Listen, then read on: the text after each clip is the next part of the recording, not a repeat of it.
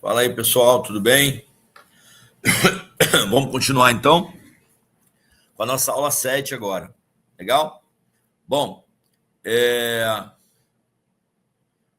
nós estamos aqui com... Deixa eu ver se está aparecendo aqui para vocês. Agora sim. Estamos aqui, então, com o nosso caderno 7. Vamos lá, gente. Bom, essa parte principiológica eu já dei tudo na última aula, tá? Essa base constitucional, norteadora da atividade, já falamos. Notários registradores são exercidos, atividade é exercida em caráter privado, por delegação do poder público. A 8935, ela estabelece a organização, administração, fiscalização e execução dos serviços notariais de registro. O Código Nacional de Normas, provimento 149, ele uniformiza as regras para funcionamento, teletrabalho, que depois nós vamos entrar e vamos falar, o compliance e atuação padronizada em nível nacional. Ok? E aí nós temos a natureza, organização e administração, nós já falamos também, serviço público delegado, exercido em caráter privado, a delegação é conferida exclusivamente mediante concurso público de provas e títulos. Não esquece, é provas e títulos. E essa titularidade é atribuída a quem? A uma pessoa física, por delegação. Não é concessão, não é permissão e não é autorização. Cuidado com isso. Não é concessão, nem permissão, nem autorização. É uma delegação entregue a uma pessoa física. O serviço é público, mas é exercido por uma pessoa física em caráter particular. Pode a administração, o Estado mudar isso? Não, só através de emenda constitucional. Então, hoje, o Estado é obrigado a transferir, a entregar, transferir não, entregar a delegação, a prestação do serviço de atividade notarial registral ao particular, pessoa física. Ele não pode exercer, a titularidade é dele, mas quem tem que exercer é o particular, sob delegação, fiscalizado por quem? Pelo Poder Judiciário. Esse Poder Judiciário ele é o quê? O normatizador, o regulador, o fiscalizador e o sancionador. Ele também aplica sanções, ok? Beleza. Sendo bem direto aqui. Então, o serviço é prestado por delegatário, notário ou registrador, que atua por conta e risco próprio. Perceba, há uma responsabilidade por conta e risco do próprio delegatário registrador. Ele que paga as contas, ele que aluga o imóvel, é ele que toda a despesa da atividade como um todo é responsabilidade dele. É ele que vai arcar com todos os custos, com toda a finança, com toda a administração, contratação de pessoal, encargos trabalhistas, tributos, tudo ele que tem que fazer. Ele é responsável pessoalmente por toda a atividade. Lembre-se, cartório não tem personalidade jurídica. O cartório é o próprio notário registrador. Ele é o delegatário. A responsabilidade cai sobre ele. Inclusive, quando ele faz a declaração de imposto de renda, a declaração de imposto de renda não é feita do cartório. A declaração de imposto de renda, a renda oferida no cartório é do tabelião. Ele, então, faz declaração para o leão como pessoa física, ok? Beleza? Continuando, a fiscalização toda feita. Quem são os órgãos de fiscalização? As corregedorias estaduais e o CNJ. Corregedoria estadual, você tem a geral e tem um corregedor permanente. Ok. Vamos falar, então, nessa aula de princípios. Vamos aqui para falar de princípio. Primeiro princípio, gente, sendo bem objetivo aqui, princípio da publicidade, ele está lá no nosso LIMP, não está? Lá nos princípios da administração. Legalidade, impessoalidade, moralidade, publicidade, eficiência. Todos esses princípios se aplicam à atividade notarial registral. Todos. Então, se na prova você chegar lá, FGV, e falar os princípios da administração pública, LIMP, legalidade, impessoalidade, moralidade, pessoalidade, publicidade, eficiência, não se aplica, nem todos se aplicam à atividade notarial registral, porque a atividade notarial registral tem um caráter privado, ou então ela é função híbrida, e aí não se aplica os princípios constitucionais. Mentira, tá? Cuidado, é erro. Não, você já tem que ir com esse conceito de que o LIMP se aplica, sim, à atividade notarial registral, ok? Agora, tem nuances. Tem nuances. tem especificidades. Por exemplo, a publicidade se aplica? Se aplica. Mas ela é igual? Não. Aí você tem que tomar cuidado. O princípio da publicidade está no limpo. Se aplica a atividade notarial registral? Sim. Mas é igualzinha? Não. Então, aí cuidado quando você como é que é a pergunta do examinador. Se o examinador vem, o limpo se aplica à atividade notarial registral? Sim. Todos os princípios devem ser seguidos conforme, conforme os preceitos da administração pública, de forma igualmente simétrica? Não. Porque o princípio da publicidade da administração pública, ou então se ele falar diretamente o princípio da publicidade, o princípio da publicidade se aplica à atividade notarial registral, lá do LIMP, se aplica, e ela deve ser acatada igualmente, é cobrada da administração, tal como a administração pública acata a publicidade, a atividade notarial também tem que acatar. Errado. Por quê, gente? Lembra que eu falei que a nossa atividade ela é híbrida? Híbrida. Ela tem público e privado? Tem público e privado? Da mesma forma é a publicidade. A publicidade da atividade notarial registral, ela é passiva. E, além de ser passiva, ela é mitigada. Ô, professor, mas o que é isso, então? Vamos lá. A gente tem que fazer uma nova classificação do princípio da publicidade. A publicidade ela pode ser ativa ou passiva. E o que é ativa, professor? Toda vez que a administração pratica um ato, ela tem que publicar esse ato. Tem que publicar de diário oficial. E na atividade notarial registral? Não. Na atividade notarial registral é publicidade. Ah, mas então não tem publicidade, professor? Se a atividade notarial registral pratica seus atos e eles não são publicados, então não tem publicidade. Tem. Aí que está a diferença. A publicidade ela é passiva. Ela fica no acervo, são registros públicos que ficam à disposição da sociedade. E essa sociedade não pode alegar desconhecimento dessa publicidade. É mesmo, pessoal? É, porque essa publicidade ela provoca um efeito chamado efeito erga omnes. Eu parto do pressuposto que todos poderiam ter tomado conhecimento. É diferente, por exemplo, da administração. Todos tomaram conhecimento, porque foi publicado. O dever de todos acompanhar, igual a lei. Tá? Todos partem do pressuposto que todos tomaram conhecimento porque ela foi publicada. Na atividade notarial registral, parte do pressuposto que todos poderiam ter tomado conhecimento. Então, se eu quero praticar um ato que depende de uma informação que está no acervo da atividade notarial registral, nos registros públicos, eu tenho que ir buscar essa informação e essa informação não pode me ser negada. Eu posso acessar essa informação, porque é uma informação pública. Perceberam a diferença? Então, ela é passiva, ela fica quietinha. Né? Lembra que a diferença de ativo para passivo? O passivo fica quietinho e a publicidade na atividade notarial registral, ela fica quietinha, esperando o interessado jurídico vir buscar essa informação. Professor? E como é que a atividade notarial registral entrega essa informação? Sempre através de certidões.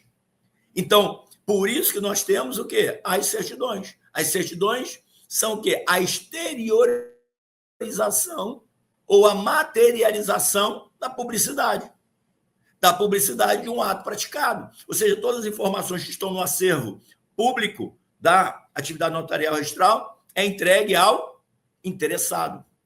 E por isso é prestado um serviço objeto de contraprestação financeira.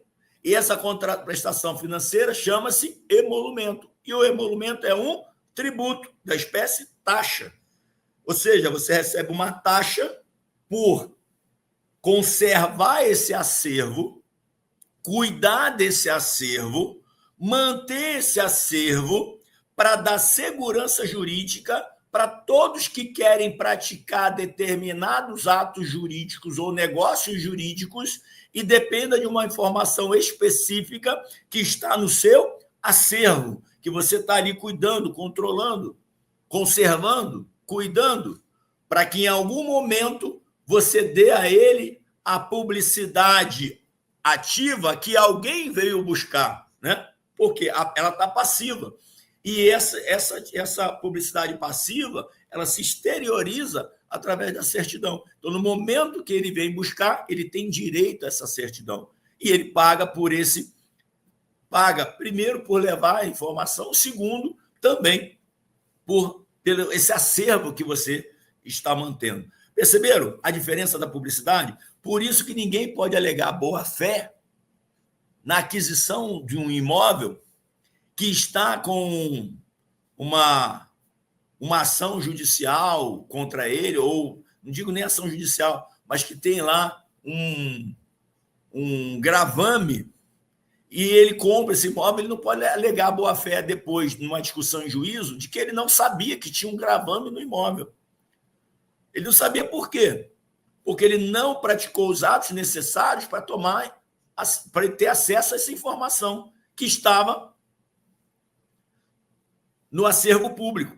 Então, perceba, tudo que está no registros públicos, ele produz um efeito chamado efeito erga omnes. Ou seja, todos, em tese, que queriam ter, que precisariam ter acesso a essa informação, teve. Ah, mas eu não tive. Você não teve porque você foi negligente, imprudente, não buscou a informação, mas ela estava lá à sua disposição. Então, você não pode alegar boa-fé, porque ela estava no modo passivo. O princípio da publicidade estava ali o tempo todo, estava disponível para você. Mas aí eu digo para você que essa publicidade ela é passiva e mitigada. Professor, foi isso que o senhor falou. Passiva, mitigada. Mas por que mitigada? Então, quer dizer que nem sempre, quando alguém um interessado vier buscar informação através de certidão, ele vai ter acesso a essa publicidade? Isso que eu estou dizendo. Nem sempre. Porque vai ter exceções legais. Vai ter casos que essa informação, por mais que esteja guardada dentro de um acervo público, seja um serviço público, o interessado não vai ter acesso a essa informação por algum motivo, por algum impedimento legal. Vou dar um exemplo aqui, o testamento. O testador vai lá, faz um testamento público, no tabelionato de notas. Aí daqui a pouco chega lá alguém querendo saber, ou querendo uma certidão daquele registro, daquela escritura pública. Escritura pública. É uma escritura pública. E alguém quer o acesso, alegando o princípio da publicidade para ter acesso a essa informação. Imagina a FGV te perguntando. Vige, no sistema notarial registral, o princípio da publicidade. Diante disso, Antônio, querendo saber se seu pai deixou alguma herança ou fez alguma previsão de herança no testamento para ele, vai até o cartório onde o seu pai, Ardolfo, fez o seu testamento por escritura pública e não escritura cerrada, por exemplo. Desculpa. Fez um testamento público e não um testamento cerrado. E aí você pensa, testamento cerrado, fechado, não tem acesso. Mas testamento público, tem acesso.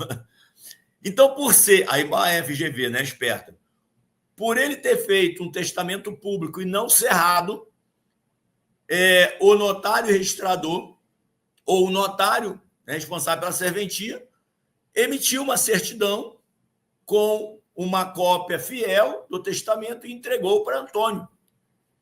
E aí vem quais as opções. O tabelião não poderia ter feito isso, o tabelião violou o princípio, o tabelião, ele na verdade respeitou o princípio da publicidade, porque o testamento é um testamento público, né? Na verdade, o tabelião não poderia ter feito, porque a publicidade é mitigada para esses casos em que há violação do princípio da legalidade para o tabelião violou o princípio da legalidade.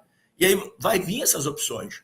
O que você vai dizer? O tabelião não poderia ter feito isso. Por quê? Porque a lei diz que não pode.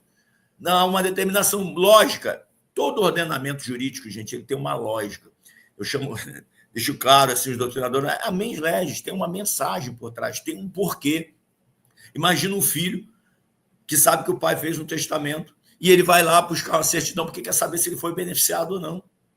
E dependendo do benefício, talvez o pai não sobreviva por muito tempo, né? Porque o filho já descobriu que ele vai ficar lá, né, com o patrimônio do pai quase todo, ou então, ao contrário, não recebeu nada, com raiva, vai lá. Então, assim, percebe? A única forma de se acessar esse testamento é o próprio testador ir lá e pedir a certidão. Ou então, por determinação judicial, já guarda aqui. Tudo que se falar, o juiz pode nas questões, a probabilidade está certa de 99%. Dentro da atividade notarial registral, o juiz pode tudo. Inclusive, substituir o registrador na prática do ato, por exemplo. Isso através do procedimento que eu vou explicar lá na frente, que é o procedimento de dúvida. O registrador pode negar praticar um ato, porque entende que aquele ato não é registrável, ou porque entende que as exigências não foram cumpridas, e o interessado pode solicitar ao registrador que ele suscite dúvida ao juiz corregedor permanente. E aí, se ele faz isso, o juiz ele vai ter que fazer, porque o princípio da rogação, ele tem que cumprir o que a lei diz que ele tem que fazer. Ele suscita a dúvida ao juiz, o juiz diz que ele entende que ele está errado, entende que ele está errado e que ele deve registrar, ele vai registrar. Só que ele vai registrar por determinação judicial. Então, quem está praticando o ato, na verdade, ele é o juiz, não ele. Tá? Isso aí, muitas vezes, alguns registradores até tomam essa posição para ter mais segurança jurídica diante de uma situação. Então, percebam, gente, são detalhes que lá na frente a gente vai trabalhar mais. Tá? Aqui é só para falar de princípio, eu vou falar mais rápido, não vou perder muito tempo. Esse da publicidade, achei que era muito importante a gente fazer essas diferenciações. A autenticidade é fé pública, né? É a presunção de veracidade dos atos. Então, todos os atos praticados pela atividade notarial registral, ele tem a presunção iuris tantum. O que é iuris tantum? É relativo. Absoluta. A gente tem que ter um caso de presunção absoluta, mas não é feita pelo próprio tabelião, é feita, na verdade, há um reconhecimento judicial, e aí sim a presunção é absoluta. Mas não é um registro que é feito, né? Vou falar depois, registro Torres, mas ele não é de iniciativa direta do tabelião registrador. O tabelião registrador, todo ato praticado tem fé pública, tem presunção de veracidade, mas essa presunção de veracidade ela é relativa e pode ser afastada pelo próprio juiz, tá bom? Segurança jurídica é a função principal, o esteio, a finalidade, a função social da atividade notarial registral é dar segurança jurídica para a população. É você saber que você comprou o imóvel e que você registrou e que você é dono e que ninguém vai te tirar. Que você não vai ser surpreendido, né, com um outro dono aparecendo. Então, por isso que o princípio da legalidade, os princípios constitucionais e o princípio da atividade, ele vai se entrelaçando para dar, ao final, um produto importante para aquele que é usuário do sistema notarial registral, é a segurança jurídica. Tá? Eficácia nos atos, né, produção imediata dos efeitos jurídicos, você vai ver que eficácia é a possibilidade de ter efeito imediato do título, do efeitos imediatos jurídicos de um determinado ato que tenha determinação para a produção de efeitos. Tá? Aqui eu botei alguns, né? Não estão todos aqui, é mais para vocês entenderem aí os princípios que podem nortear. Legalidade, já está lá no LIMP, só que a legalidade aqui você tem que também tomar cuidado, ela tem uma diferença entre o público e o privado.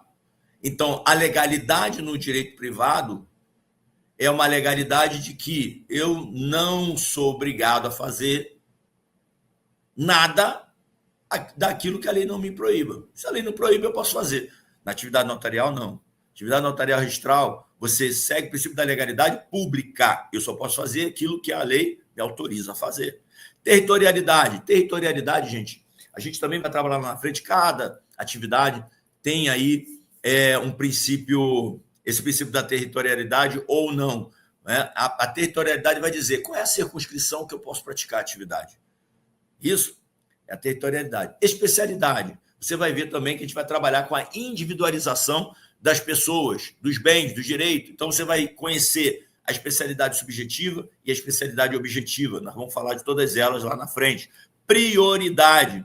Prioridade diz o quê? Que existe uma preferência ao primeiro título apresentado no cartório. Aqui a gente está falando principalmente do registro de imóveis. No registro de imóveis, quando um título é apresentado, ele é pré-notado. Essa pré-notação segue uma ordem numérica e cronológica, uma ordem de chegada e cronológica e numérica. Para quê? Para que não se perca a prioridade daquele que apresentou o título primeiro. Quem apresenta o título primeiro, o ato dele deve ser praticado primeiro. Claro que se isso pode até ter a gente vai falar, pode ter até alteração nisso se um não for conflitante com o outro. A gente vai ver lá na frente. Continuidade é um encadeamento lógico da cadeia registral. Está muito ligado ao registro de imóveis também. Imagina, uma matrícula, determinada matrícula. Os atos só podem ser praticados ali se um ato anterior obrigatório já foi praticado. Vou dar um exemplo aqui rápido. Imagina Tício casado. E Tício casado vende o imóvel para Mévio. Só que Tício casado vende o imóvel para Mévio estando divorciado. Então, Tício casado aqui na matrícula. E no título está Tício divorciado vendendo o imóvel para Mévio. Esse título vai ingressar no registro de imóveis nessa ordem como está aqui? Não. Antes dele ingressar, tem que ingressar um outro ato primeiro. Tem que ter um encadeamento lógico de atos, uma cadeia de atos a ser praticado. Primeiro, será que Tício ainda é dono desse imóvel? Será que ele não é proprietário, já que ele se divorciou? Será que no divórcio o imóvel não ficou para a mulher? Então, isso vai ser resolvido como? Com o ingresso, a verbação do divórcio na matrícula do imóvel. Então, é um título, uma decisão, ou pode ser um divórcio extrajudicial. Então, esse título tem que entrar antes de entrar o título de transferência dominial. Por quê? Eu tenho que saber se há disponibilidade ou não. Se Tício está dispondo de algo que realmente te pertence. E quem é que vai dizer isso? O título de divórcio. Legal? E aí vamos, instância. O que é instância? Guarda aí, gente. Instância é a mesma coisa que rogação. Instância é requerimento. Nenhum ato é praticado na atividade notarial registral se ela não for solicitada, requerida. Então, há uma necessidade de os atos na atividade notarial registral serem requeridos. O tabelião registrador não pode fazer nada sem um requerimento, sem solicitação. Ele tem que ser provocado, tal como na atividade judicial, só que lá a gente chama isso de inércia. E aqui a gente chama de quê? Instância ou rogação. Ok? Guarda isso aí. Legal? Responsabilidade civil e penal, já falei, que é a pessoal do tabelião. Isso a gente já falou. Vamos avançando.